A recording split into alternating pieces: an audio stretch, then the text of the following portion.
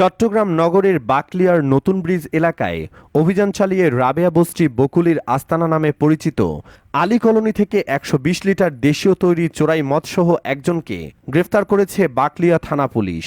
গত ২৬ জুন রাত ১১:৩০টার সময় চাকটায় পুলিশ ফাঁড়ির ইনচার্জ এসআই সোহেল রানার নেতৃত্বে ফরহাদ নামে এক যুবককে ১২০ লিটার মদসহ আটক করা হয়। আটকের পর একটি মাদকদ্রব্য নিয়ন্ত্রণ আইনে মামলা করে আসামিকে আদালতে সোপর্দ করে বাকলিয়া থানা পুলিশ।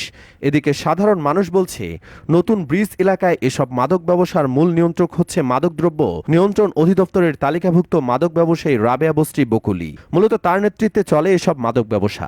আরও জানা যায়, তার ৪ সন্তান সাদ্দাম, মকবুল হোসেন বুশরা, সাইফুজ্জামান আবির ও আলোর বিরুদ্ধে অস্ত্র অপহরণ ও মারামারি সহ একাধিক মামলা রয়েছে। তাদের হাতে মাদক সাম্রাজ্যের একচ্ছত্র নিয়ন্ত্রণ বাকলিয়ার নতুন ব্রিজ এলাকায়। তাই শান্তি এবং শৃঙ্খলা ফেরাতে নতুন ব্রিজ এলাকাকে মাদক ও সন্ত্রাসমুক্ত করার আহ্বান জানিয়েছেন এখানকার বাসিন্দারা। নিউজ ডেস্ক, দেশ ভিশন নিউজ।